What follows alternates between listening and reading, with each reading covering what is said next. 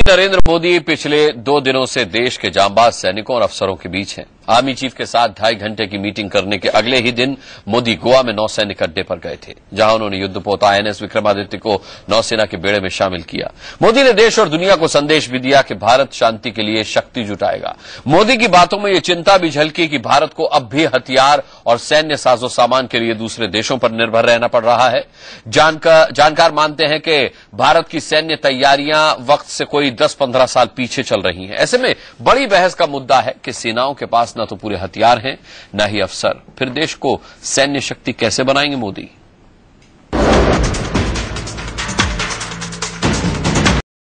में बड़ी बहस का मुद्दा है कि सेनाओं के पास न तो पूरे हथियार हैं, न ही अफसर। फिर देश को सैन्य शक्ति कैसे बनाएंगे मोदी?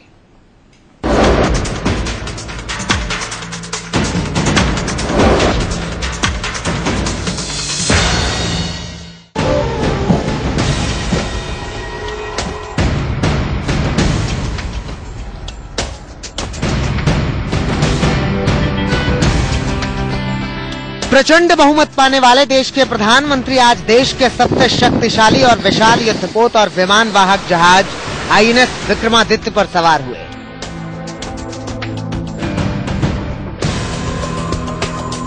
करीब 4 घंटे तक नरेंद्र मोदी इस युद्धपोत पर रहे और इस दौरान वो MiG-29 में सवार हुए। युद्धपोतों, कामोव और सीकिंग हेलीकॉप्टर के करतब भी देखे उन्होंने।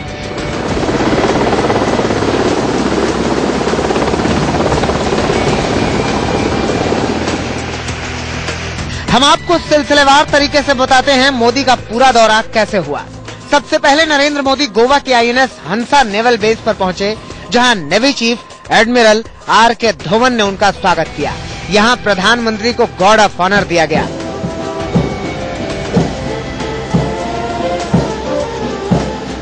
इसके बाद मोदी हेलीकॉप्टर में सवार हुए। यहां से मोदी इस हेलीकॉप्टर से INS विक्रमादित्य के लिए निकले।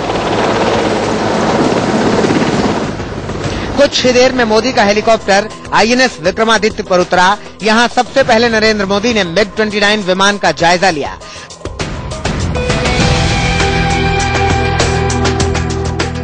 विमान के कॉकपिट में सवार होकर उन्होंने आधे घंटे तक उसकी तकनीक को समझा।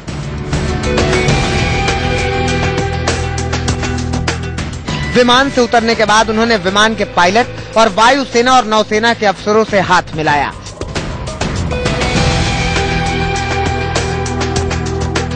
कुछ देर के लिए मौसम बिगड़ा तो मोदी को INS विक्रमादित्य के अंदर जाना पड़ा, लेकिन मौसम ठीक होते ही वो बाहर आए और युद्धक पोतों और हेलीकॉप्टरों के करतब देखे। नरेंद्र मोदी ने INS विक्रमादित्य को देश को समर्पित किया। इस मौके पर प्रधानमंत्री ने सैनिकों का हौसला बढ़ाया। भारत के नौजवानों talent, innovation, research, technological upgradation, सुरक्षा की हर प्रकार की ताकत और साथ साथ हमारी मानव शक्ति भी जितनी सामर्थ्यवान होगी, दुनिया की कोई ताकत कभी भी भारत की तरफ आंख उठाकर नहीं देख सकती। प्रधानमंत्री बनने के बाद नरेंद्र मोदी का दिल्ली से बाहर का ये पहला दौरा था। जहां तक INS विक्रमादित्य की बात है तो भारत ने रूस से इसे 15,000 करोड़ रुपए में खरीदा है। ये 16 नवंबर 2013 को भारत के बेड़े में शामिल किया गया था। इस पर 30 लड़ाकू विमानों और हेलीकॉप्टरों समेत 1600 नौसैनिक सवार रहते हैं। Bureau report, India news.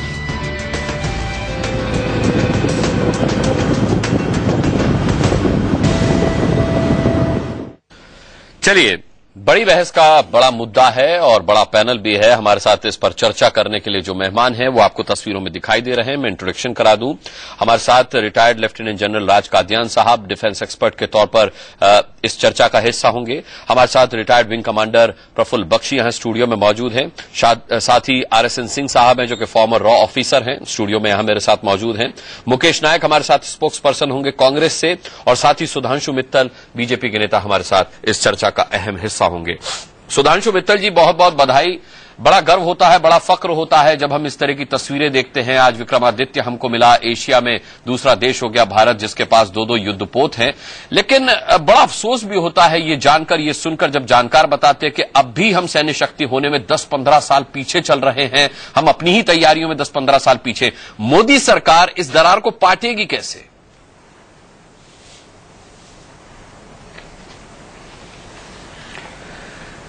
इसमें 2-3 प्राथमिकताएं रहेंगी।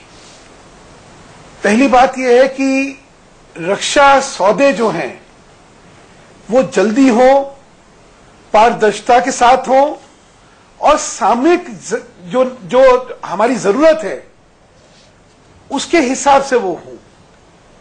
और इन सब को करने के लिए मोदी सरकार जो है वो बहुत प्रभावी कदम उठा रही है। आपने देखा होगा कि ई टेंडरिंग का प्रोसेस पूरा चालू करने का निर्णय हुआ है।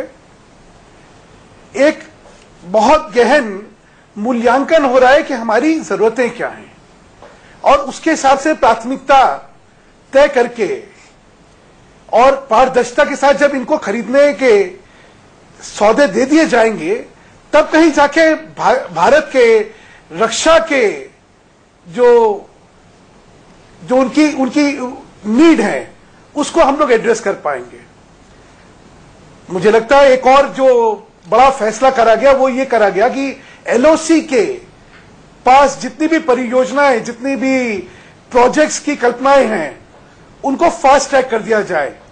उनके एनवायरमेंटल क्लियरेंसेज हो, उनकी बाकी जो भी उनकी क्लियरेंसेज हैं वो सारी फटाफट दी जाए ताकि रक्षा से संबंधित चीजों को प्राथमिकता के साथ जल्दी से जल्दी हम कर पाएंगे जी। इससे लगता है कि भारत पिछड़े होने के बावजूद धीरे धीरे ये जो हमारे बीच का गैप है उसको भर पाएगा।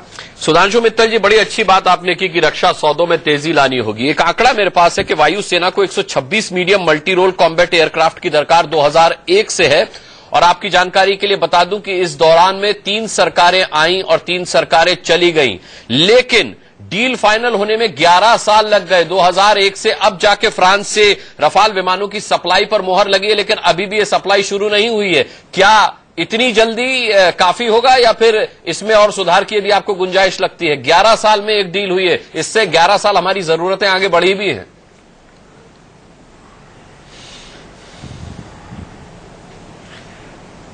मैं एक तथ्य और आपको बतलाता हूं। पिछले कुछ सालों में जो सौदे करे गए उनको फिर निरस्त कर दिया गया। 42,000 करोड़ के हिंदुस्तानी सौदे निरस्त हो चुके हैं जो कि हमारी सुरक्षा से संबंधित थे।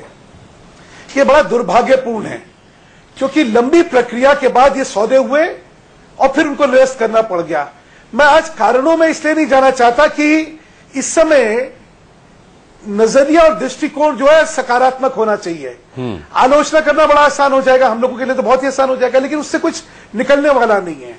इतिहास से सबक सीखते हुए भविष्य में क्या करना चाहिए ये ज्यादा इस समय महत्वपूर्ण है। ठीक है। और इतिहास का सबक यह है कि इतना लंबा समय काल निकल जाता है इन सौदों को तय करने में कि उससे हमारी जो जरूरत है उसके हम बहुत साल पीछे रह जाते हैं। तो मैंने कहा मानसिकता में ये चीज समझते हुए प्राथमिकता यह है कि पारदर्शिता रखते हुए जल्दी से जल्दी सौदों को तय करा जाए और चीजें मंगवाई जाएं। ठीक है, मैं लौटूंगा आपके पास। हमारे साथ मुकेश नायक भी है कांग्रेस से। मुकेश नायक जी, जब जानकार ये कहते हैं कि हम अपनी सैन्य तैयारियों में, अपनी रक्षा तैयारियों में 15 साल, 10 से 15 साल पीछे हैं, तो फिर इन 10-15 सालों में अगर देखा जाए तो 10 साल तो आप ही का शासन रहा है।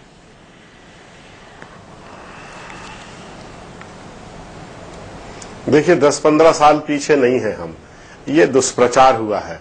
हमारी सैन्य क्षमता अच्छी है। आप खुद कह रहे हैं कि 2 युद्धपोत नेवी में शामिल होने के बाद हमारी सैन्य क्षमता नेवी में दूसरे नंबर पर आ गई। ये तो पहले कहते रहे कि इस देश में 50 साल में कुछ हुआ ही नहीं। जब 50 साल में कुछ हुआ ही नहीं तो ये विक्रमादित्य जहाज कहां से आ गया जिस पर खड़े होकर आज मोदी जी ने भाषण दिया। अच्छी सैन्य क्षमता है भारत की, लेकिन और भी हमें जरूरत है बहुत मजबूत बनाने की। मैं आपसे ये कहना चाहता हूं कि पिछले वर्षों में बीजेपी के नेता सेना पर होने वाले खर्चे का विरोध करते रहे हैं। आप अटल जी के 2500 भाषण यूट्यूब पर पड़े हैं, आप देख लीजिए। हमेशा वो ये कहते हैं कि ये गरीब देश है और यहां सेना पर इतना खर्चा करने की क्या आवश्यकता है। जब ये सत्ता में होते हैं तो इनका मंतव्य बदल जाता है, विरोध में होते हैं तो आपकी बात का सब विरोध कर रहे हैं। अटल जी ने ऐसा कभी नहीं कहा, अटल जी ने ऐसा कभी नहीं कहा। मुकेश नायक जी, RSN सिंह भी नहीं आपकी बात से इत्तेफाक रखते हैं और बख्शी साहब भी नहीं रखते इत्तेफाक। एक भी भाषण का उदाहरण दे दे तो बहुत अच्छा होगा, बहुत अच्छा होगा। दिखा दें, हमको भेज दें। यूट्यूब पे पड़े हुए हैं, आप देख लें। चलिए, प्रोग्राम के बाद लिंक ले लूंगा आपसे और लिंक की आईडी ले लूंगा मैं आपसे। राज कादियान जी, कांग्रेस का यह मानना है कि अगर जानकार ये कहते हैं कि हम अपनी सैन्य तैयारियों में, रक्षा तैयारियों में 10 से 15 साल पीछे हैं, तो ये दुष्प्रचार किया जा रहा है। आप लंबे समय तक सेना को सर्व करते रहे, आप अंदर और बाहर दोनों की स्थितियों को जानते हैं। क्या ये दुष्प्रचार है ये कहना कि हम अपनी तैयारियों में 10 से 15 साल पीछे हैं?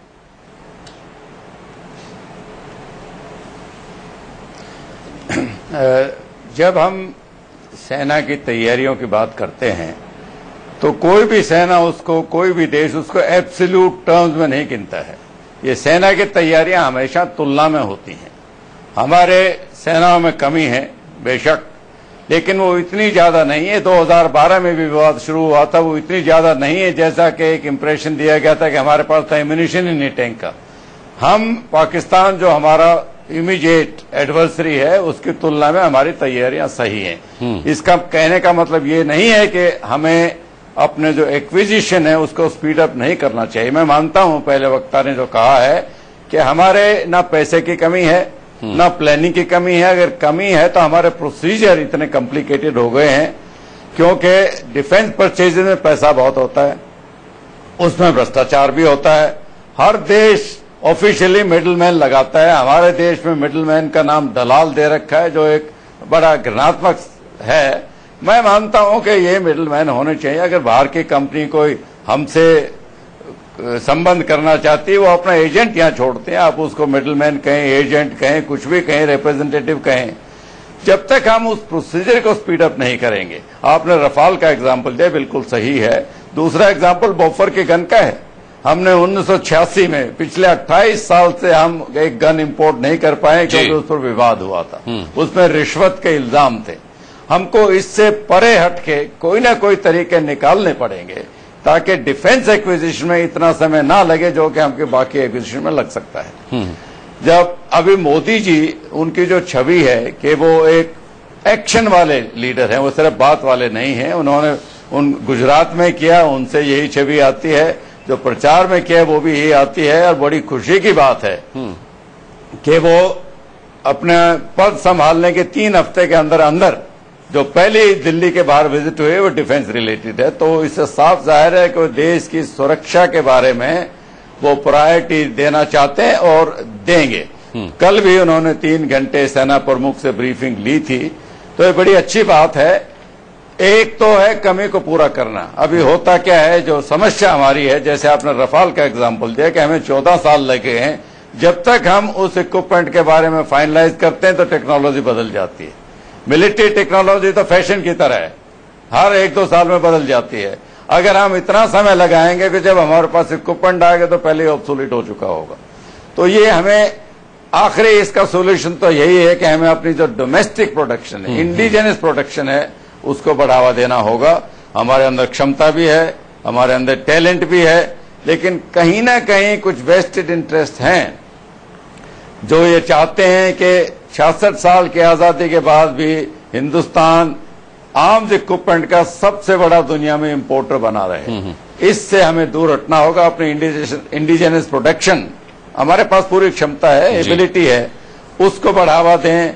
FDI लाएं, उसमें भी बात हुई है कि अभी तक कांग्रेस सरकार ने 26% की सीमा लगाई थी, अभी उसको बढ़ाने की बात हो रही है। जरूर बढ़नी चाहिए, 100% करें, वो थोड़ा शायद ध्यान से जाना पड़ेगा, शायद कहीं मिडवे हाउस करना चाहिए। उसमें कुछ शर्तें लगानी चाहिए कि वो जो प्रोडक्शन है वो हमारे सॉइल पर हो, हमारा लेबर इस्तेमाल हो, टेक्नोलॉजी हमारे पास आए और हमें जो इक्विपमेंट सरप्लस हम कैपेबिलिटी है प्रोड्यूस करने की, वो हमें एक्सपोर्ट करने की इजाजत हो। जी, जब ये शर्तें कोई माने तो जरूर एफडीआई लेके आए। ठीक है। तो ये चंद बातें हैं। मैं सेना की तैयारियों में सबसे पहला आपका ध्यान दिखाना चाहता हूं कि सबसे पहला इसमें सैनिक का मनोबल है।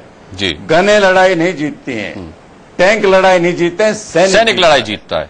तो सैनिक का जब तक सिस्टम में भरोसा नहीं होगा, उसमें कहीं ना कहीं बहुत अच्छी बात राज कादियान साहब आपने कही है, मनोबल बढ़ाने की। ठीक है, रक्षा सौदों में बढ़ोतरी हो, हमारे इक्विपमेंट्स में बढ़ोतरी हो, हमारे एमिनेशन में बढ़ोतरी हो, इससे ज्यादा जरूरत है कि मनोबल में बढ़ोतरी हो। मैं बख्शी साहब आपसे पूछना चाहूंगा, क्या मोदी यहां सफल कहे जा सकते हैं? क्योंकि आज उन्होंने गोवा में बहुत बड़ी बात ये भी कही, और ये बात वो पहले भी अपने इंटरव्यूज में कह चुके हैं कि ना आंख झुकाकर बात करेंगे और ना आंख उठाकर बात करेंगे, आंख मिलाकर बात करेंगे। और ये एक ऐसा डायलॉग है जो शायद जो कादियान साहब कह रहे हैं कि सैनिकों के मनोबल को बढ़ाने वाला है, वो है। आप मानते हैं? बिल्कुल सही बात है, सैनिकों का मनोबल बढ़ना चाहिए।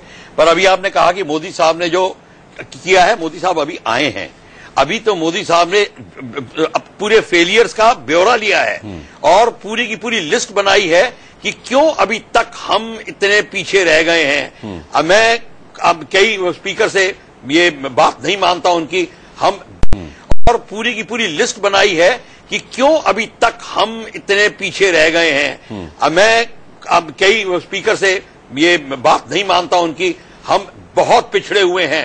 65 साल में एक ऑनेस्ट राइफल नहीं बना पाए, एक टैंक नहीं बना पाए, एक गन नहीं बना पाए, गन का एम्यूनिशन 155 मिलीमीटर नहीं बना पाए। 65 साल में आपने बनाया क्या है? एक फाइटर एयरक्राफ्ट नहीं बना पाए, सब खरीद रहे हैं आप। ये रफाल जो है, ये 65,000 करोड़ 80,000 करोड़ का जो डील है, मुकेश नायक साहब कहेंगे अर्जुन बनाया हमने। अर्जुन जो बनाया वो भी 25 साल लग गए, 30 साल लग गए, आर्मी फिर भी खुश नहीं थी, फिर भी आर्मी ने उसको एक्सेप्ट कर लिया है। अब मोदी साहब ने जब ये सारे फेलियर स्टडी किए हैं तो उनको पता चला है और उन्होंने देखा कि सबसे प्रॉब्लम हमारी जो है वो मिनिस्ट्री ऑफ डिफेंस के एडमिनिस्ट्रेटिव सेक्शन में है। आर्मी हेडक्वार्टर्स, सर्विस हेडक्वार्टर्स और डिफेंस मिनिस्ट्री अलग अलग क्यों है? इसलिए अलग है ताकि खुलासा ना हो, ट्रांसपेरेंसी ना हो, और इसीलिए स्कैम्स बढ़ते जा रहे हैं। मैं आपको स्कैम्स की लिस्ट दूंगा, सन 48 से मैं गिनता ही रह जाऊंगा सारे प्रोग्राम में। स्कैम्स इसलिए स्कैम्स को रोकने के लिए सिविल मिलिट्री रिलेशन पहले तो हमें ठीक करना होगा, फिर इंडिजनाइजेशन प्रोग्राम्स को ठीक करना होगा। जनरल कादियान ने बिल्कुल ठीक कहा, हमें एफडीआई जो है 100% अभी मोदी साहब ने कह दिया। पिछली गवर्नमेंट ने 49% तक कहा था, इन्होंने 100% कह दिया है मोदी साहब ने, वेरी गुड। पर ऑफसेट अरेंजमेंट्स उनको साथ में लगाने पड़ेंगे ताकि चीज बैलेंस हो। फिर प्राइवेट इंडस्ट्री को अभी तक हम नहीं लाए हैं। 1995 में एक एग्जीबिशन कराई थी एयरफोर्स ने सुब्रतो पार्क में, उसमें 75 प्राइवेट एंटरप्रेन्योर्स को लेके आए थे, पर उन्होंने कहा हमारे पास पैसा नहीं है। उन्होंने कहा हम आपको पैसा दिलवाएंगे, इसलिए फॉरेन डायरेक्ट इन्वेस्टमेंट की बात हुई है, अब वो बात होगी। मोदी साहब ने इन सब चीज को पढ़ा है, पर इसको अमल करने का टाइम लगेगा। पढ़ा तो मनमोहन साहब ने भी होगा, वो मनमोहन साहब ने, पर अमल करने की हिम्मत नहीं करी या विल नहीं थी, क्या था ये हमें नहीं पता। मनमोहन साहब इकोनॉमिक्स बहुत अच्छी जानते थे, पर बात अब आई है मोदी साहब की सरकार की। अब इकोनॉमिक्स पर भी तो टिप्पणी कर दी ना, मोदी साहब ने कहा खजाना खाली कर गई। बिल्कुल, उनको मोदी साहब ये सब समझते हैं, ये नहीं कि उनको सारा पता है, पर वो इनको ये भी पता है कि मैं ये फालतू की जल्दबाजी में ये कोई स्टेटमेंट नहीं दूंगा, सोच समझ के वो स्टेटमेंट देंगे और उनका टाइम स्केल होगा, और जिसको कहते हैं ना कि बर्ड फ्लोट चार्ट की तरह उनका काम चलेगा। पर सबसे बड़ी बात यह है कि मोदी साहब जो है उन्होंने अपनी सिक्योरिटी थ्रेट को भी देख लिया है, पाकिस्तान और चाइना की थ्रेट।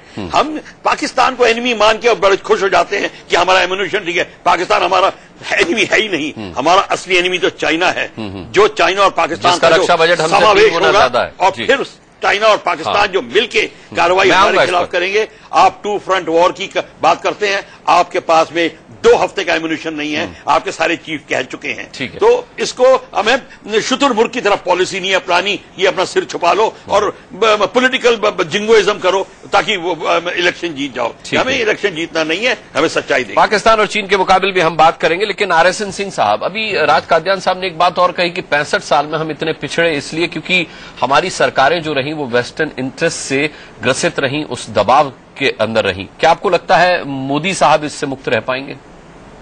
देखिए, आज भी शायद उन्होंने इंडिजनाइजेशन पे जोर दिया है और वो बार बार कहते हैं, इस बात को दोहराते हैं कि हम डिफेंस का एक्सपोर्टर क्यों नहीं बन सकते।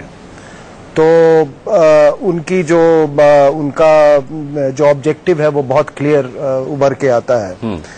इन्होंने सब बात सही कही कि बहुत वेस्टेड इंटरेस्ट शुरू से ही हमारे यहाँ जितने इंडिजिनस एफर्ट्स हैं उसको सबोटाज करने में लगे हुए हैं। और मैं आपको सबसे बड़ा उदाहरण दूंगा कि देखिए, जब कारगिल वॉर हुआ तो हमारे पास 155 मिलीमीटर गन्स लिमिटेड थे, एम्यूनिशन लिमिटेड था। हमको ईस्टर्न थिएटर से वेस्टर्न थिएटर में उसको लाना पड़ा। पूरी फौज, और माफ कीजिएगा बहुत खराब लगेगा लोगों को सुन के, पूरी फौज और सीनियर ऑफिसर्स चिल्लाते रहे, पूरी दुनिया का ब्रेस्ट बीटिंग हमारे पास नहीं है, गन नहीं है। और मैं आपको बता दूं कि कुछ साल पहले, और सबको मालूम है कैसे वो साउथ अफ्रीकन फर्म से ये हुआ, सिंगापुर से हुआ, कैसे उसको सबोटाज किया गया। आपको सुन के हैरत होगी कि ये अभी 2 साल पहले, 3 साल पहले ये पता चला कि हमारे पास तो 155 बोफोर्स का ट्रांसफर ऑफ टेक्नोलॉजी हमारे पास अवेलेबल है। तो वहां ऑर्डिनेंस फैक्ट्री से पूछा गया कि भाई ये आपके पास है तो बनाते क्यों नहीं है? कहते हमें तो किसी ने बोला ही नहीं बनाने के लिए। उन्होंने वो गन्स का भी ट्रायल्स चल रहे हैं, बाई एंड लार्ज वो बहुत सक्सेसफुल हुए हैं। तो आप देखिए कितना हमारे ही अंदर में लोग कैसे सबोटाज लोग कर रहे हैं। क्यों नहीं किसी आर्टिलरी ऑफिसर ने बड़ी बड़ी किताबें लिख दी कारगिल के बाद कि क्यों नहीं किसी ने कहा कि ये ट्रांसफर ऑफ टेक्नोलॉजी हमारे साथ अवेलेबल है। दूसरी चीज, आप थोड़ा हट के चले, जब कायरोजेनिक इंजन हमको बनाना था, क्या हुआ? विदेशियों ने आपके यहां एक एस्पियोनाज का केस करवा दिया और जी अभी हम कायरोजेनिक इंजन बना है, वो क्षमता हमारे पास 15 साल पहले हो गई थी। तो ये एक बहुत बड़ा, आप इस देखिए, जो आप अगर पूरा ये जो मिलिट्री इंडस्ट्रियल कॉम्प्लेक्स की जो हम बात करते हैं, जिस पर अमेरिका थ्राइव करता है, और ये मिलिट्री इंडस्ट्रियल कॉम्प्लेक्स केवल ये हथियार बनाने वाले फर्म नहीं है, इसके साथ सारे स्टील इंडस्ट्री, सीमेंट इंडस्ट्री, सारे इंडस्ट्री एसोसिएटेड है। ये अपना वर्चस्व बनाए रखने के लिए ये आपके साथ कुछ भी कर सकते हैं। ये आपके जो पूरे सिस्टम है उसको मैनिपुलेट कर सकते हैं। आपके जो ओहदेदार हैं उनको सबवर्ट कर सकते हैं। तो इन सब चीजों से हमको बचना होगा। और जहां तक कमी की बात है, मैं आपको बता दूं, स्थिति गंभीर है जी। 50 नहीं, स्थिति गंभीर है सुधांशु मित्तल जी। और रक्षा उत्पादन में आत्मनिर्भर होने का जो ख्वाब है या फिर जो दावा है वो भी अभी दूर की बात है। जिस तरीके से आरएसएन सिंह साहब कह रहे हैं, अभी तो अंदर ही चुनौतियां इतनी हैं, विपरीत परिस्थितियां इतनी हैं कि उनसे निपटना है। तो रक्षा उत्पादन में आत्मनिर्भर होना या विश्व में देश को एक बड़ी सैन्य शक्ति के रूप में उभारना, ये आपको लगता है कि इसमें अभी बहुत वक्त लगने वाला है?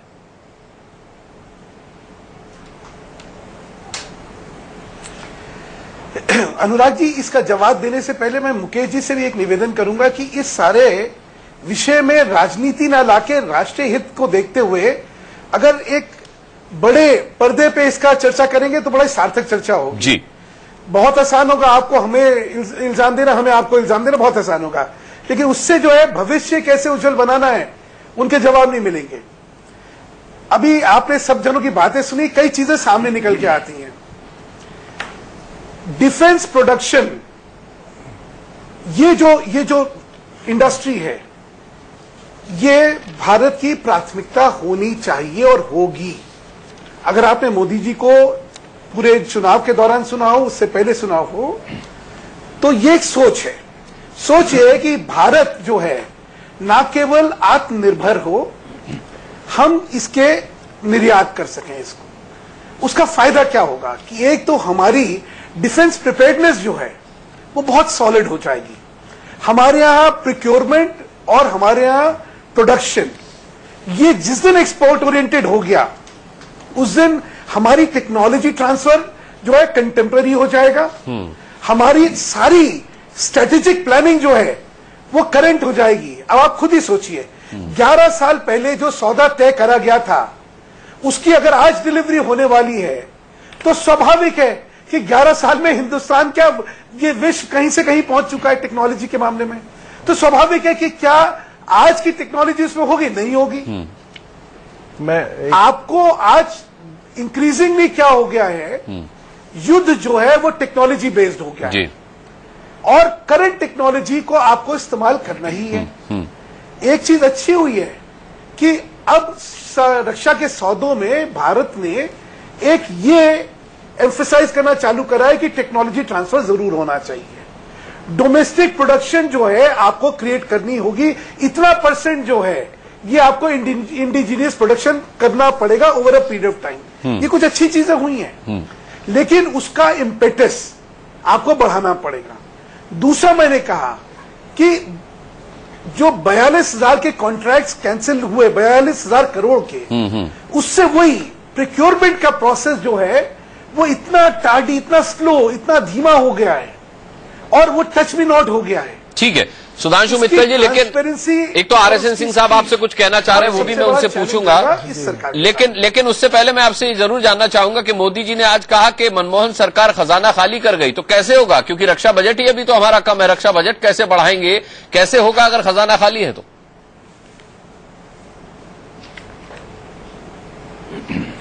ऐसा है, प्राथमिकताओं का विषय है और सुरक्षा तो है। आपने खुद ने देख लिया कि नरेंद्र मोदी जी के लिए पहली आउटिंग बाहर निकलने की क्या हुई कि रक्षा के क्षेत्र में जाना है।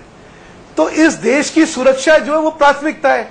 खाली खजाने में भी सबसे ज्यादा अहमियत जब रक्षा और सुरक्षा को दी जाएगी तो जो हमारी जरूरतें हैं उनका ध्यान हम लोग दे पाएंगे। इसमें मुझे तो कहीं कोई अफवाह दिखता ही नहीं है। ठीक है, सिंह साहब आपसे कुछ कहना चाह रहे हैं? मैं ये कहना चाह रहा था कि जो इन्होंने कहा कि हम जो प्रोक्योरमेंट करते हैं जी, तो देखिए आपने पिछले कुछ सालों में देखा होगा कि हमारा वेस्ट की तरफ टोटल प्रीडोमिनेंट शिफ्ट हो गया था। और देखिए ये आप कहां से सोर्स करेंगे अपने, वो जो जियोपॉलिटिकल सिचुएशन है उस पर बहुत सारा डिपेंड करता है। और ये एक हमारे लिए बहुत अच्छा, रशिया एक हमेशा से एक बहुत अच्छा सोर्स रहा है और सस्ता सोर्स रहा है। और आपने देखा होगा कि मोदी साहब ने अपने भाषण में, जब वो थैंक्स गिविंग स्पीच में उन्होंने जब प्रायोरिटी कंट्रीज की वो जिस ऑर्डर में उन्होंने बताया, तो उसमें रशिया को पहले रखा USA से। तो अपने आप में उनको ये सब चीजें, मुझे लगता है कि एक ये भी हमको शायद ये शिफ्ट देखने को मिलेगा। और देखिए जहां तक ट्रांसफर ऑफ टेक्नोलॉजी की बात है, ये जो आपको ये जो वेस्टर्न कंट्रीज हैं, आपको कभी नहीं ये अच्छा ट्रांसफर ऑफ टेक्नोलॉजी देंगे। आपको अभी तक जो भी हासिल हुआ है वो आपको मालूम है, वो सोवियत यूनियन या बाद में रशिया से ही हासिल हुआ और आगे उन्हीं से आपको हासिल होगा। जी ठीक है। मुकेश राय जी, एक अहम सवाल मैं आपसे जरूर पूछना चाहूंगा, क्योंकि भारतीय थल सेना की अगर बात की जाए तो लगातार आर्मी की तरफ से 2010 से नई तोपें खरीदने की मांग उठ रही है, लेकिन सरकार उस वक्त आपकी थी, यूपीए की सरकार थी, UPA 2 थी। सरकार ने किसी भी तरीके से संज्ञान नहीं लिया इस बात का। पता नहीं क्यों कोई नई डील नहीं हो पाई, या तो आप जैसा कादियान साहब कह रहे थे कि वो फोर्स कांड के बाद जो सियासी बवंडर उठा उसकी वजह से आप लोग डर के मारे कोई डील नहीं कर पाए। लेकिन कुल मिलाकर अगर देखा जाए तो इसमें देश आर्मी का, इंडियन आर्मी का है, देश का नुकसान है इसमें, तो ये क्यों होने दिया गया?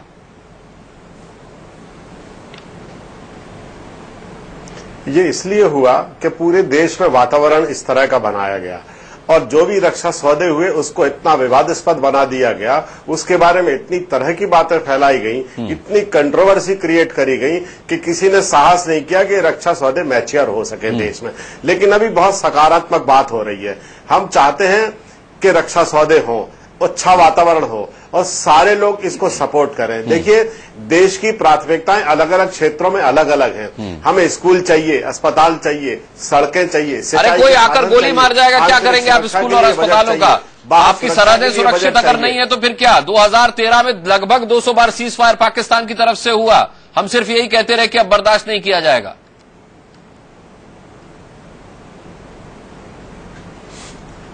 देखिए ये कोई आपको मारने आ नहीं रहा है। इस तरह की बातें आप मत करिए। लेकिन सर काट के ले जा रहे हैं लोग हमारा, आप कह रहे कोई मारने नहीं आ रहा, क्या बात कर रहे हैं आप? बहुत तैयारियों की आवश्यकता है, बहुत वातावरण की आवश्यकता है और डोमेस्टिक प्रोडक्शन की आवश्यकता है। और बख्शी साहब आप इत्तेफाक रखते हैं मुकेश नायक जी की बात से? आप इत्तेफाक रखते हैं? नहीं, बिल्कुल इत्तेफाक नहीं रखते हैं। सिचुएशन ये इत्मीनान से बैठे कि हमें कोई मारने नहीं आ रहा, लोग हमारे सैनिकों के सर काट के ले जा रहे हैं। आप देखिए अभी हम प्राइम मिनिस्टर अपना इनॉग्रेशन कर रहे हैं और वहां कॉन्सुलेट पे स्ट्रेट अवे हमला शुरू हो गया।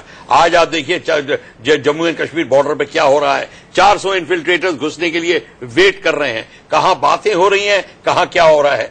आप जब ये मान के चलिए, प्रॉब्लम हमारी सब सिंपल चीज ये है, हमने कभी नेशनल सिक्योरिटी डॉक्ट्रिन नहीं लिखी। प्रॉब्लम 1995 में तब आई जब रैंड कॉर्पोरेशन ने पार्लियामेंट को हिलाया, तब थके हुए लोगों ने जल्दी 97 में डॉक्ट्रिन लिखी, वह भी पूरी नहीं है। हमारी इंटरनल सिक्योरिटी डॉक्ट्रिन में वही प्रॉब्लम आ रही है। छत्तीसगढ़ झारखंड में कैसे हम अपनी फोर्सेस को लगाएं या ना लगाएं, अटैक हेलीकॉप्टर लगाएं या ना लगाएं, और फिर 62 में जो हुआ एयरफोर्स लगाएं कि ना लगाएं। कारगिल में बहस कर रहे हैं कि एयरफोर्स आए या ना आए। क्यों हिंदुस्तान टाइम के किसी ने ये बोलना पड़ा, अरे भाई दिल्ली आ जाएंगे फिर आप एयरफोर्स लगाओगे। अब ये सारी की सारी चीजें हैं क्योंकि हमारी समझ के बाहर थी, क्योंकि हमने इस पर चिंतन नहीं किया था। जब तक पॉलिसीज नहीं बनेगी नई डॉक्ट्रिन के तहत, तो कह रहे हैं कि हम पर दलाली का आरोप लगे इसलिए हमने कोई नई पॉलिसी नहीं बनाई। दलाली के आरोप क्यों लगे? क्योंकि आप चाहते थे कि आप दलाली को करने दें, तभी तो आप में मैंने सबसे पहले कहा था कि तीनों सेना हेडक्वार्टर्स को आप दूर रखिए ताकि अंधेरा छाया रहे, पता ना चले, ट्रांसपेरेंसी ना, दलाली को करने दें। तभी तो आप में मैंने सबसे पहले कहा था कि तीनों सेना हेडक्वार्टर्स को आप दूर रखिए ताकि अंधेरा छाया रहे, पता ना चले, ट्रांसपेरेंसी ना रहे, और उसके बाद में दलाल आके आपस में गवर्नमेंट के साथ मिलके जो धांधल करना चाहता करें। अब पूछिए ना पैसा कहां गया? जब ऑगस्टा डील के में बात आई तो कहा कि एयर चीफ ने तो इतना लिया है। अरे 98% किसने लिया है वो कोई बताने को तैयार नहीं है। ये सारा का सारा अंधेरा जो छाया है, जब तक इसको नहीं निकाला जाएगा, पारदर्शिता नहीं आएगी, तब तक आप इसी तरीके असमंजस में पड़े रहेंगे। कादियान साहब, क्या ये देश की सुरक्षा के साथ खिलवाड़ नहीं है अगर पिछली सरकार ये कहती है कि हमने कोई नई डील इसलिए नहीं की क्योंकि हमारी पुरानी डीलें ही संदेह के घेरे में थी?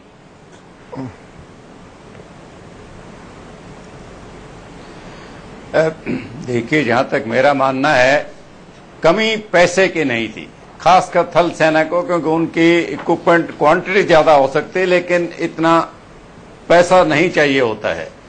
कमी थी तो वो प्रोसीजर की थी। हर साल पैसा सरेंडर हो जाता था क्योंकि हम उसको खर्च नहीं कर सकते। प्रोसीजर इतने कॉम्प्लिकेटेड प्रोक्योरमेंट पॉलिसी जो बनाई थी, जब भी कोई विवाद होता है, कोई स्कैंडल निकल आता है, तो हर सरकार बड़ी ध्यानपूर्वक आगे बढ़ती है। कोई नहीं चाहता कि उस पर कोई इल्जाम आए, और यही वजह थी कि जो ओवर कॉशियस हम लोग हो गए, वो प्रोसीजर हमारे बड़े कॉम्प्लिकेटेड हो गए।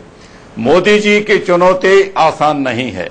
वो सही कहा है वक्ता ने कि भाई हमको पैसा इंफ्रास्ट्रक्चर में भी चाहिए, हमको हेल्थ में भी चाहिए, एजुकेशन में भी चाहिए, डिफेंस भी एक प्रायोरिटी है। तो मोदी जी को भी सोचना है कहां वो प्राथमिकता देना चाहते हैं। सेनाएं जो है हमेशा अनप्रोडक्टिव होती हैं। वो ऐसा नहीं होता कि आप दिवाली के दिन बैठे कि कितना फायदा कितना मुनाफा हुआ है। एक बड़ी मैं कहावत आपको कह दूं, जब सेनाओं के बारे में कोई विश करता है, मैं इंग्लिश में बोलूंगा कि may they never be wanting and may they never be wanted. साफ इसका आशय यह है कि सेनाएं लड़ाई लड़ने के लिए नहीं होती, वो लड़ाई रोकने के लिए होती। आप अपने घर में भी अगर गार्ड लगाते हो, आप ये नहीं चाहते कि वो गार्ड किसी गैर आदमी को गोली मारे, आप ये चाहते हो कि उसको देख के गैर आदमी आपके घर में आए ही नहीं। तो सेनाएं जो है ये खर्चा बहुत लगेगा, लेकिन अगर हम 5 साल के बाद कहें इतना इक्विपमेंट खरीदा, वार तो हुई तो क्या फायदा, तो वो तो बड़ी नेगेटिव बात है जी। सेनाओं को आधुनिकीकरण हमेशा रखना पड़ेगा, वो खर्चा भी होता जाएगा, लेकिन देश कि अगर हमने प्रगति करनी है, चाहे वो इकोनॉमिक फील्ड हो चाहे इंफ्रास्ट्रक्चर, उसके लिए देश को सबसे पहले सुरक्षित होना पड़ेगा। सुरक्षित होना बाहर के हमले के खिलाफ भी, और अंदरूनी जो हमारे तत्व हैं जो देश को तोड़ने की कोशिश में लगे हैं, उनके खिलाफ भी। ये बड़े दुर्भाग्य की बात है, बड़ी अद्भुत बात है कि भारतीय सेना जब से हमें आजादी मिली है, हमारी इंटरनल डिस्टर्बेंस को कंट्रोल करने में लगी हुई है। नागालैंड से शुरू हुआ था 1950 में, आज 50-55 साल हो गए। ये सेना का प्रमुख काम नहीं है। और ना ये समस्याएं मिलिट्री हैं जिसको मिलिट्री कंट्रोल कर सके। जी जी, ये पॉलिटिकल समस्याएं, इनका साथ साथ समाधान ढूंढना। पॉलिटिकल समस्या, ये एक बड़ी बात कही कि आपने, ये एक पॉलिटिकल समस्या है। मुकेश नायक जी, कम से कम इस बात का जवाब तो आपको अब देना पड़ेगा कि ठीक है कि रक्षा सौदों में आप पर दलाली के संदेह होते रहे और इस वजह से आपने कोई नई डील नहीं की। हालांकि ये बहुत कन्विंसिंग नहीं है, लेकिन बावजूद इसके राजकाद्यान साहब जिस तरह के इंफ्रास्ट्रक्चर की बात कर रहे हैं, ये भी एक बहुत बड़ी बाधा है हमारे सैन्य शक्ति बनने में। आपने 65 सालों में क्या किया सर इंफ्रास्ट्रक्चर के मामले में? कई सरहदी इलाके ऐसे हैं जहां ना अब तक पक्की सड़क है, न ही रेल मार्ग से हम जुड़ पाए हैं। चीन आता है, दौलत बेग ओल्डी तक पक्की सड़क बना लेता है, पक्की चौकियां बना लेता है, हम कुछ नहीं कर पाते। हम अपने देश को यह बताते हैं कि उनके सैनिक ने, हम दोनों ने यह फैसला किया कि हम दोनों ही देशों के सैनिक पीछे हटेंगे, हम अपनी सरहद से भी पीछे हटाते हैं। ये गड़बड़ियां क्यों हुई?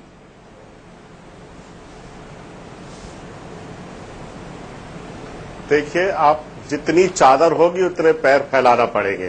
पहला बजट जब भारत का 1951-52 में बना था, पूरे देश का बजट 250 करोड़ रुपए का बजट था पूरे भारत का। पिछला बजट जो भारत का बना, ये 16 लाख करोड़ का प्लान बजट है और इसमें नॉन प्लान बजट अलग है। इसमें एस्टैब्लिशमेंट के खर्चे, इसमें शिक्षा और स्वास्थ्य के खर्चे, इसमें सिंचाई साधन, इसमें इंफ्रास्ट्रक्चर, इसमें आंतरिक सुरक्षा, इसमें बाह्य सुरक्षा। इस तरह की डिबेट करना आसान है। मैं इस बात से सहमत हूं आपसे कि हमारी सुरक्षा सबसे पहली प्राथमिकता होना चाहिए। अब इनको सरकार मिली है, हमारा सेना आपकी प्राथमिकता रही नहीं, सैनिक आपकी प्राथमिकता रहे नहीं, हथियार आपकी प्राथमिकता रही नहीं, सड़कें आपकी प्राथमिकता रही नहीं, सरहदी इलाकों में रेल मार्ग आपकी प्राथमिकता रही। फिर किस प्राथमिकता की आप बात कर रहे हैं मुकेश नायक जी? अगर सेना हमारी प्राथमिकता नहीं रही होती तो जिस विक्रमादित्य पर खड़े होकर आज मोदी जी ने भाषण दिया, वो इस देश में कभी अरे आप एक विक्रमादित्य की फसल मत काटिए सर, मनाना पड़ता एक विक्रमादित्य का तमगा मत लगाइए। और भी बहुत कुछ हुआ जिसका जवाब सरकार नहीं दे पाई। ये MiG-29 कहां से आए? ये सुखोई विमान कहां से आए? खरीदे गए? बताइए जरा, आप कहां से आए? अगर हमारी इच्छा सेना को मजबूत बनाने की नहीं होती, क्या सेना मजबूत है? हर हमले का हर देश जो आंख तरेरेगा उसका जवाब देने के लिए सक्षम है? मुकेश नायक जी, आप बता दीजिए। एंकरिंग करते समय इस विषय को उठाना आसान है। मैं एक प्रति प्रश्न आपसे करना चाहता हूं कि आप बता दीजिए कि भारत के रक्षा पर कितना बजट आप देना चाहेंगे, बताइए, और किस क्षेत्र के बजट में आप कटौती करना चाहेंगे?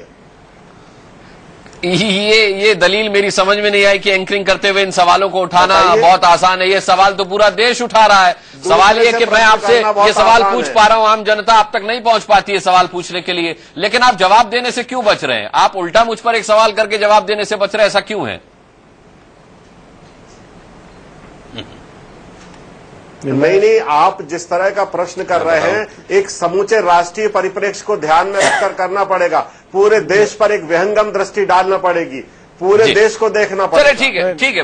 मैं यहाँ पूछ लेता हूँ, कितने लोग आपकी दलील से संतुष्ट हैं, कितने लोग आपकी दलील को सही मानते हैं? RSN सिंह साहब। नहीं, देखिए, विश लिस्ट तो बहुत बड़ा हो सकता है, लेकिन कुछ जो बिल्कुल प्रेसिंग इंपेरेटिव्स हैं। अभी देखिए साहब, 50% आपके टैंक नाइट ब्लाइंड है। क्या ये चिंताजनक स्थिति नहीं है? आपके जो सबमरीन फ्लीट है, अगले 2 साल में वो करीब 4 या 3 पे रिड्यूस हो जाएगा।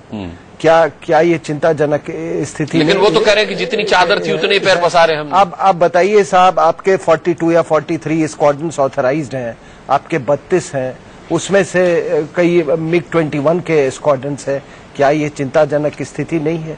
हम तो वो बड़ी विश लिस्ट का बात ही नहीं कर रहे हैं। हम तो जो मिनिमम इम्पेरेटिव्स हैं हमारे, जो उसके बारे में बात करें। दूसरी चीज देखिए, जब हम जब इक्विपमेंट की बात करते हैं, इन्वेंट्री की बात करते हैं, तो वो एक थ्रेट परसेप्शन पे डिपेंड करता है। आपके पास 14,000 किलोमीटर के लैंड बॉर्डर्स हैं, आपके पास 7,500 किलोमीटर लंबा कोस्ट लाइन है, तो इसको डिफेंड करने के लिए आपको अप्रोप्रिएट इन्वेंट्री होना चाहिए। इस बात से तो किसी को ये नहीं हो सकती है। तो ये कोई शौक से नहीं खरीद रहा है। और दूसरी चीज आप ये जान लीजिएगा कि मिलिट्री स्ट्रेंथ और डिप्लोमेसी, ये they are two sides of the same coin. आप जब डिप्लोमेसी आप एक्सरसाइज करते हैं किसी से, तो कहीं आपके पीछे वो ताकत रहती है कि आप जब किसी से निगोशिएट कर रहे हो तो आप उतनी ज्यादा ताकत से आप बात कर सकते हैं। हाँ। तो उन्होंने एक सही कहा कि इसका जो मिलिट्री प्रिपेयर्डनेस का एक बहुत बड़ा ये भी होता है कि भाई टू डिटर योर एडवर्सरीज। ठीक है, सुधांशु मित्तल जी आपके पास मैं आऊंगा, लेकिन उससे पहले प्रफुल्ल बख्शी जी। यही मैं ये बताने की कोशिश कर रहा था और अभी भी करूंगा कि जैसे आर्यन साहब ने बोला और ने बोला बिल्कुल ठीक है, पर जब तक हमने अपना इस बात का चिंतन नहीं किया, हमारी जो बेसिक इंडस्ट्री जो पहले सिंह साहब लाभ चुके थे, वो बेसिक इंडस्ट्री ही सपोर्ट करती है डिफेंस इंडस्ट्री को, वही नहीं है। आप टैंक ग्रेड मेटल ही नहीं बनाते तो आप बताइए आपकी स्टील इंडस्ट्रीज कहां पे जाएंगी? या फिर आपने R&D पे कभी चिंतन ही नहीं किया। अगर आपका R&D होती और प्राइवेट एंटरप्रेन्योर्स उसमें आते और फिर उनको पैसा मिलता, आप अभी तक पीछे नहीं रहते।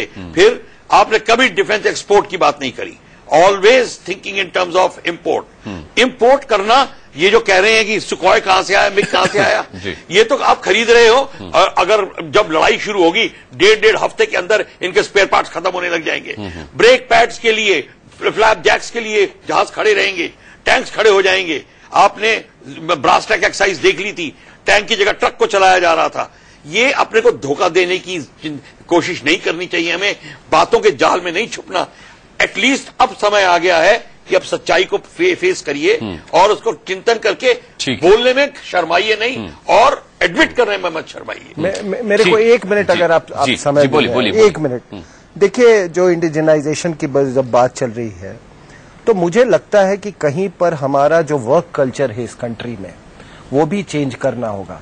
आपके पास इतने IIT ग्रेजुएट्स हैं जो कि आप कहते हैं नासा में भी ये कर रहे हैं, वहां वो कर रहे हैं, और मुझे इस कंट्री में आज जरूरत है तो इंजीनियर्स की जो कि डिफेंस इंडस्ट्री को संभाल सके।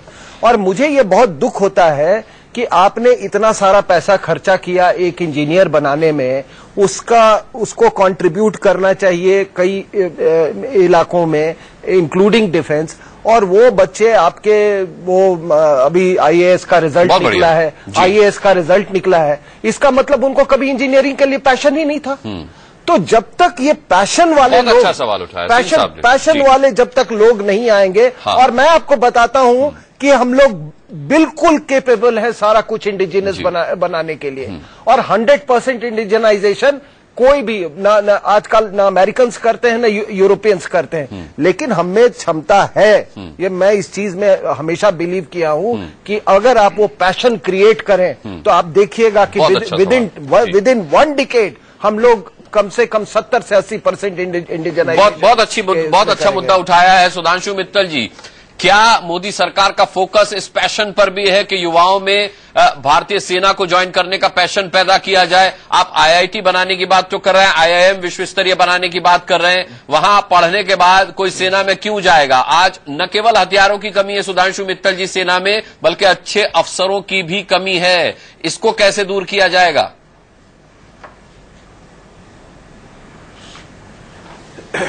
अनुराग जी, 2-3 चीजें इस सारी चर्चा से निकल के आई, जिसका मैं कह दूं। पहले तो मुकेश भाई, विनम्रता से आपको बतलाना चाहता हूं कि विक्रमादित्य की जो सौदा तय हुआ था वो NDA के कार्यकाल में हुआ था, वो आपके कार्यकाल में नहीं हुआ था। दूसरी 2004 में हुआ था, 2004 में की बात अभी आप सबने कही। जी 2004 में हमारे कार्यकाल में हुआ था। आप चेक कर लीजिएगा, जो मैं कह रहा हूं उसको चेक कर लीजिएगा। जी हाँ, लेकिन आपने इसको लिया नहीं। पैसे मनोबल बहुत जरूरी है हमारी रक्षा। एक मिनट में खत्म कर दूं, मैं बीच में नहीं बोलना चाह रहा। बहुत जरूरी है कि सैनिकों का मनोबल ऊंचा रहे। मनोबल 2 चीजों पर निर्भर करता है। एक तो सरकार और देश का रवैया सुरक्षा को लेके क्या है। तो जब मोदी जी कहते हैं ना तो हम निगाहें नीचे करेंगे ना हम आंख दिखाएंगे, लेकिन बराबर से देख के बात करेंगे, तो उससे एक हौसला बढ़ता है कि हमारे को कोई सैन्य शक्ति आंख नहीं दिखा सकती, और ये एक सैनिक के लिए ये हौसला होना बहुत जरूरी। दूसरा, एक आज जो उन्होंने फिर कहा, एक पद एक पेंशन, इसकी बातें तो बहुत हुई हैं लेकिन ये कार्यान्वित नहीं हुआ, और सेना के लिए एक बहुत महत्वपूर्ण मुद्दा है। इस मुद्दे को स्वीकारते हुए ये हम करेंगे, ये आश्वासन जो है। ठीक कह रहे सुधांशु मित्तल जी, इससे आगे भी बहुत सा काम नहीं हुए। आज तक कोई प्रधानमंत्री इस तरह से मिग में नहीं बैठा जिसने ये भरोसा दिलाया और देश को और सैनिकों को कि मैं तुम्हारे साथ हूं। लेकिन बहुत बड़ा सवाल है, मुझे बताइए, भारतीय थल सेना में 9,384 अफसरों की कमी है, वायुसेना में 659 अफसरों की और 3,674 वायु सैनिकों की कमी है। ये कैसे पूरी की जाएगी? क्योंकि बहुत अच्छा सवाल सिंह साहब ने उठाया कि पैशन ही नहीं है युवाओं में सेना में जाने का। अनुराग जी, आप जो कह रहे हैं ये बहुत गंभीर और बहुत चिंता का विषय है कि जब आर्म फोर्सेस के अंदर जो सैनिक हैं और जो अफसर हैं उनकी कमी होगी तो नेतृत्व में कहीं ना कहीं कमी आएगी, और इसकी प्राथमिकता होनी चाहिए किसी भी देश के लिए। मैंने कहा ना, मनोबल बढ़ेगा तो लोग आएंगे, जहां मनोबल नीचे रहेगा वहां पे फिर सेना को में भर्ती के लिए नए लोग नहीं आने वाले। मैं आज एक और महत्वपूर्ण मुद्दा उठाना चाहता हूं, और चाहता हूं सब यहां डिफेंस एक्सपर्ट बैठे हुए हैं। एक DRDO जो संगठन है उसकी भी भूमिका का मूल्यांकन होना चाहिए। डिफेंस में रिसर्च और प्रोटोटाइप बनाना और हमारी इंडिजिनाइजेशन का प्रोग्राम और हमारी टेक्नोलॉजी का प्रोग्राम, उसकी अम्ब्रेला ऑर्गेनाइजेशन जो थी DRDO थी। डिफेंस में रिसर्च और प्रोटोटाइप बनाना और हमारी इंडिजिनाइजेशन का प्रोग्राम और हमारी टेक्नोलॉजी का प्रोग्राम, उसकी अम्ब्रेला ऑर्गेनाइजेशन जो थी DRDO थी। DRDO जिस मकसद से बनाई गई थी, क्या वो मकसद हम अचीव कर पाए? क्या उनकी कार्यशैली में वो अर्जेंसी थी और वो प्रामाणिकता थी जो इस देश की जरूरत थी? इस पे भी एक खुल के बहस होनी चाहिए, चर्चा होनी चाहिए। इस देश में बड़ी एक दुर्भाग्यपूर्ण चीज है कि सुरक्षा के नाम पर हम लोग पारदर्शिता नहीं रखते हैं। हम लोग कभी भी खुल के बहस नहीं करते। मित्तल साहब समस्या ये है कि क्या होना चाहिए, इस पर तो यूपीए की सरकार में भी चर्चा हो चुकी है, लेकिन कैसे और कब होगा इस पर चर्चा नहीं हुई। एक सीधा सा सवाल अगर मैं आपसे पूछूं कि इंफ्रास्ट्रक्चर डेवलपमेंट अगर आज से आप शुरू कर दें और 100% रफ्तार से शुरू कर दें, तो क्या आपकी आर्थिक क्षमता इस लायक है कि आप 100% उसको अभी शुरू कर पाएं? और सीधा सा सवाल, चीन को टक्कर देने लायक हम कब तक हो पाएंगे?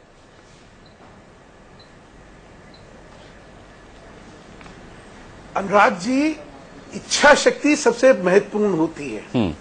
आपकी इच्छा शक्ति अगर है तो आप सारी चीजें प्राप्त कर लेंगे।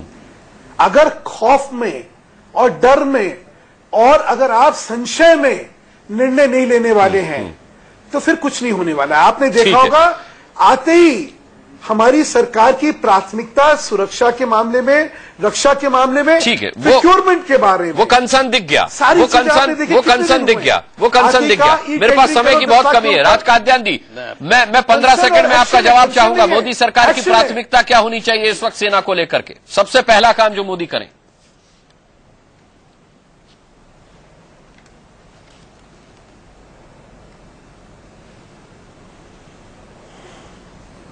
मेरा ख्याल राज काद्यान जी से हमारा संपर्क इस वक्त नहीं। बख्शी साहब, इस सवाल का जवाब आपसे। मैं सबसे पहले तो ये बोलूंगा कि जैसे अभी हमें मित्तल साहब बोल रहे थे और आनंद साहब ने बताया कि यूथ फायर्ड अप ही नहीं है, वो इसलिए फायर्ड अप, यानी युवाओं में जागरूकता लानी होगी, उनमें आकर्षण पैदा करना होगा। इसलिए क्यों नहीं है? हाँ। इसलिए नहीं है, जब टेलीविजन में देखता है फलानी विधवा 25 साल से पेंशन के लिए लड़ रही है, एक नहीं 600 केसेस हैं, 8-9 टेलीविजन ने इसको कवर किया है। आप बताइए यूथ के दिल पे क्या गुजरती है, उसकी फैमिली पे क्या गुजरती है, उसके गांव वालों पे क्या गुजरती है। इसीलिए दूसरी बात है, आपने हायरार्की ऑफ नीड में ऑनर और सम्मान एक बहुत ऊंची, यानी ग्रास रूट लेवल से काम करना होगा। चुनौती इतनी बड़ी है सुधांशु मित्तल जी के ग्रास रूट लेवल से काम करना होगा। में उसको लो किया हुआ है। कंसर्न मोदी साहब ने दिखाया है, लेकिन कंसर्न शो करना होगा। एक 10 सेकंड में अपनी बात सिंह साहब आप कह दीजिए, मेरे पास समय बिल्कुल खत्म। नहीं, मैं ये कह रहा था कि आगे से जो भी सौदे हो वो ट्रांसफर ऑफ टेक्नोलॉजी के बेसिस पे हो।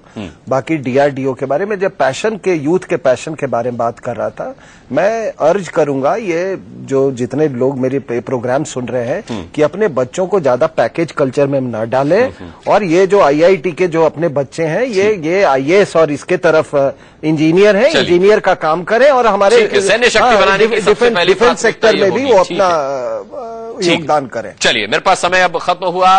बहुत बहुत धन्यवाद। हम बड़ी बहस में शामिल होने के लिए सभी का करना चाहेंगे। इसी के साथ एक ब्रेक ले रहे हैं, बहुत जल्द वापस।